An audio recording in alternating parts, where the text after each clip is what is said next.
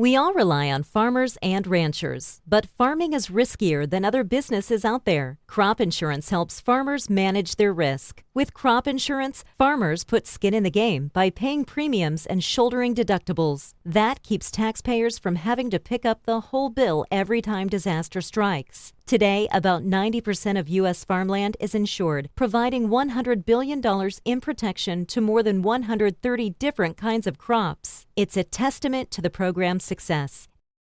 Thank you for joining us for our Agri-Pulse Washington Week in Review. I'm Spencer Chase, joined as always by Agri-Pulse Executive Editor Phil Brasher, discussing the week that was, agriculturally speaking, in Washington, D.C. And in Washington, D.C. this week, probably the biggest news of the week came at the beginning of the week, as we saw the Trump administration do what administrations have frequently and for a long time done, roll out a budget that was then summarily criticized by folks on Capitol Hill and at NGOs across the city, across a wide variety of areas, not just agriculture, but the Trump administration did roll out its budget, included some pretty broad cuts to the budgets of Department of Agriculture and the Environmental Protection Agency, big cuts to crop insurance once again. And Phil, we were discussing before we pressed go on this video here this afternoon, really the budget is not going to be taken too horribly seriously on Capitol Hill, but what should we read into some of the proposals, some of the suggestions that we see in this document? Well, it's certainly a list of priorities, some of them bigger than others. And we have to remember too, the budget is composed of both proposals for the next fiscal year, which is fiscal 2021, which starts October 1st. There are also long-term budget proposals that actually require new laws or revising previous laws, like the Farm Bill. So there's always a mix of things. I think the important thing to remember about these cuts to farm bill programs, tightening payment limits, cutting crop insurance premium subsidies, and so forth, they're not going to happen this year. May not happen for 2 or 3 years. But these things, when the budgets keep showing up over and over in budgets, you eventually see some of them show up when Congress takes an interest in balancing the budget or making cuts down the road. We'll certainly see attempts to cut crop insurance the next time we have a farm bill, and that can always say, see, the White House proposed this. We have the support of the White House for this.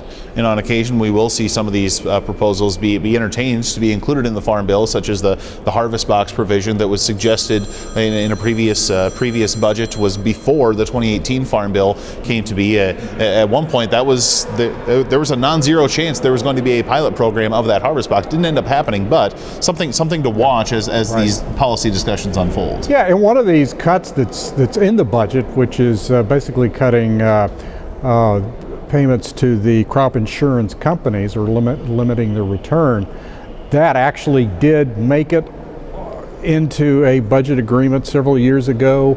And then we had this famous vote on the Senate floor, I believe it was in December, where Ted Cruz who was then running for president. This was actually back in 2015.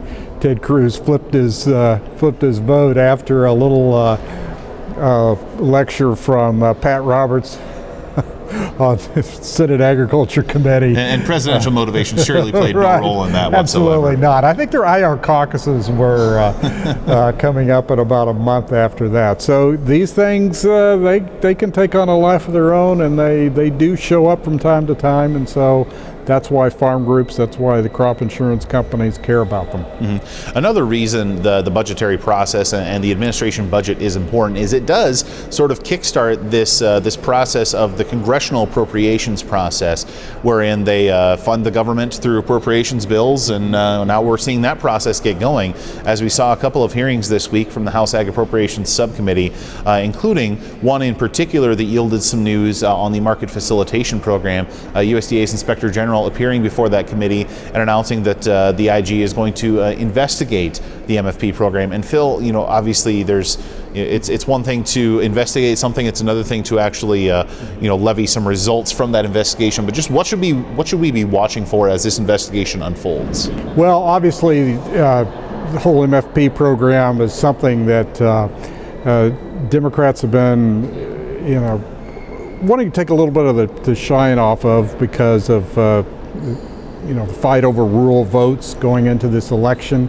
However, a lot of pressure from Democrats on this Appropriations Subcommittee on the Inspector General to do a full investigation to look at really at the fairness of how the program was set up this past year, the payment rates and so forth. USDA has never really told us how they arrived at the estimates of trade damage that were at the basis of how these payment rates were derived.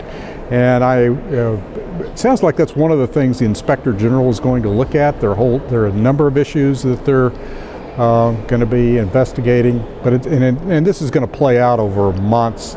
We won't get probably the first report from this until much later in the year, and that'll just be looking at whether USDA properly used its authority to make the payments in the first place. Mm-hmm. And then after that, there was another hearing wherein the leader of the Farm Credit's regulatory arm said it's just too soon to know whether or not another MFP will be needed in 2020, something that has been cautioned against, but not entirely ruled out quite yet, as a lot of farmers were fairly reliant on those MFP payments to get themselves from red to black on their own operations in the last year. Right. There's Glenn Smith, chairman of the Farm Credit Administration, which oversees the Farm Credit Administration, which oversees the farm credit system, and he said really it's going to be the fall before we really know the impact of these trade deals, particularly the Phase 1 trade deal with China. Just way too early, he said,